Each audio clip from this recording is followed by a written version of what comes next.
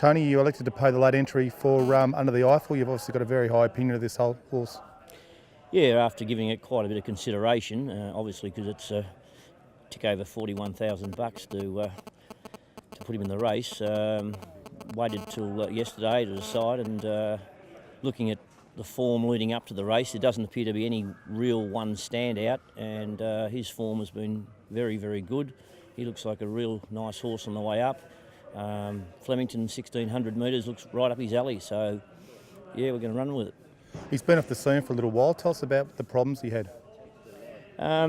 He actually, after his first two starts where he ran second and first, he was extremely green. Tipped him out and gelded him, and brought him back for a prep, and he was only 3 or 4 days into his prep, and he went sore in front. We couldn't really identify exactly where it was, but subsequently we did the scintigraphy on him, and it showed that he had a stress fracture of his shoulder, which was quite surprising, and that led us to give him an enforced spell, but time heals most things, doesn't it? So he's as sound as a bell now.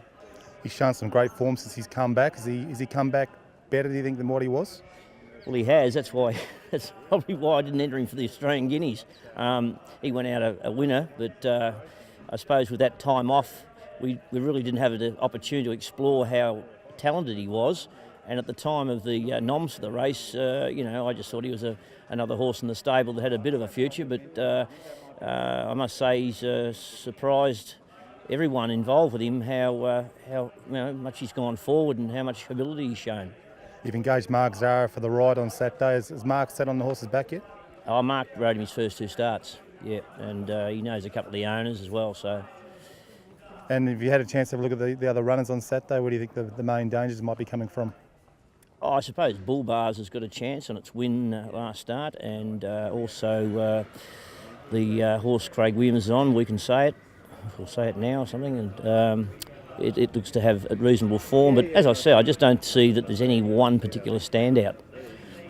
How'd you like to see the race being run on Saturday? I'd like to see us get a good barrier, but if it's just a genuine run mile, with a good tempo, our horse, providing he draws well, can take up an easy a forward position, probably not as far back as last start, and he should be somewhere around about the finish.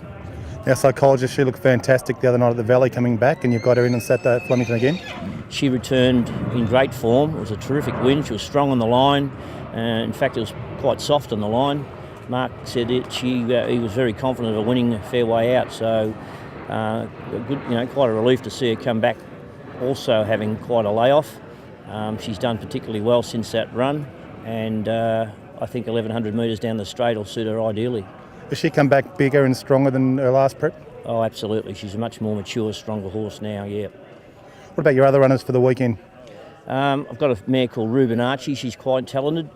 She's in at the Valley on Friday night and also at Flemington Saturday. Haven't made a decision yet on which way we go, but probably will do in the next 24 hours. And also I have a horse called Road Train, who's a very underrated little bloke.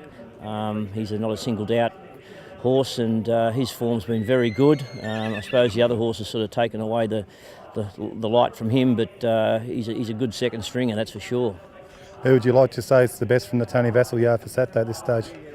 I'd say probably Psychologist.